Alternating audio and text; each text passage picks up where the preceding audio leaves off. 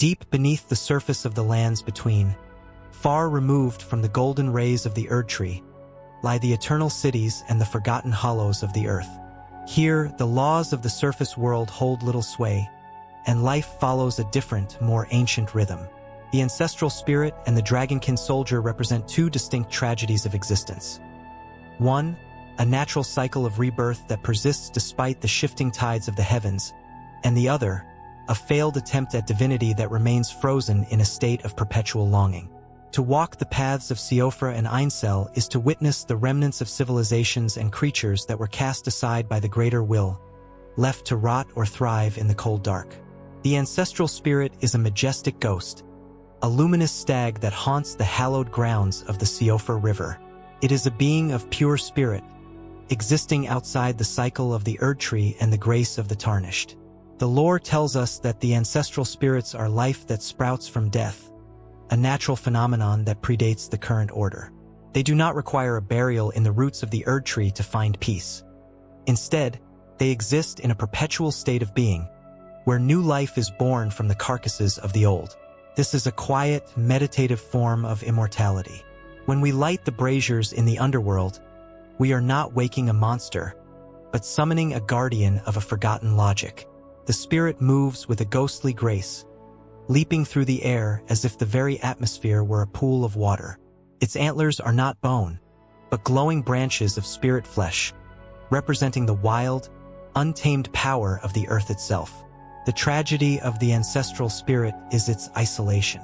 It is a remnant of a time when life was not bound by golden threads, a beautiful ghost in a world that has moved toward a more rigid, artificial divinity. It fights with a primal dignity, utilizing the spirits of lesser beasts to sustain its form, showing us a glimpse of an ecosystem that functions through harmony rather than conquest. In stark contrast to the ethereal grace of the spirit stands the Dragonkin Soldier, a hulking, tragic monstrosity found in the depths of the Lake of Rot and the Ainsel River. These creatures are the failed children of the eternal city of Noxtella. The residents of the underground, the Nox, sought to create their own dragons, desperate to replicate the power of the ancient lords of the sky. But dragons are born of the clouds and the lightning. They cannot be forged in the stagnant darkness of a cavern. The Dragonkin Soldiers are the result of this hubris. They are massive, humanoid creatures with the scaled skin and features of dragons. But they lack the one thing that defines a true dragon: wings.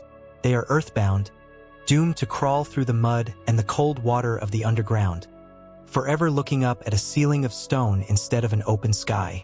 The Dragonkin Soldier of Noxtella is perhaps the most heartbreaking. In its second phase, it conjures the frozen lightning, a pale blue, frigid energy that mimics the red lightning of the ancient dragons. This is not true lightning, but a cold imitation born of the ice and the dark. When the soldier reaches toward the ceiling, it is reaching for a sun it has never seen, a sky it can never reach. Its very movements are pained and desperate, a mixture of brute strength and a pathetic, yearning hunger for a legacy it was never meant to have. Unlike the Ancestral Spirit, which is a natural part of its environment, the Dragonkin is an aberration, a weapon created by a civilization that played God and lost. It guards the ruins of Noxtella not out of duty, but because it has nowhere else to go. It is a dragon in mind but a worm in body, a creature of cold stone and frozen dreams. The Ancestral Spirit represents the endurance of nature, while the Dragonkin Soldier represents the failure of artifice. One is a spirit that finds renewal in death. The other is a body that finds only stagnation in life. Both, however, share a common thread. They are the shadows of the lands between. As we descend the wells and ride the lifts into the deep, we leave behind the politics of the demigods and the wars for the Elden Ring. We enter a realm of silence where the Ancestral Spirit grazes on the memories of the past, and the Dragonkin Soldier weeps for a future that was never possible. The spirit's music is a haunting melody of the woods, while the Dragonkin's roar is a hollow echo against the cavern walls. In the Lake of Rot, the Dragonkin Soldier takes on an even more sinister form, stained by the scarlet influence that has seeped down from the surface. Here, the tragedy is doubled. Not only is the creature a failed dragon, but it is now a decaying one, its flesh being eaten away by the same rot that claimed Melnia. It stands as a sentinel in a sea of poison, a testament to how the sins of the surface world eventually pollute even the deepest sanctuaries. To defeat these beings is to provide a different kind of release than the one we give to the demigods. For the Ancestral Spirit, we are part of the cycle, a moment of conflict that leads to further growth. For the Dragonkin, we are a mercy, a sharp end to an eternity of crawling in the dark, wondering why the wings never grew. These bosses remind us that the world of Elden Ring is layered, not just in its geography, but in its history. Beneath the Golden Order lies the star-worshipping culture of the Nox, and beneath that, the ancient, nameless animism of the ancestral followers. The stag and the soldier are the bookends of this subterranean narrative.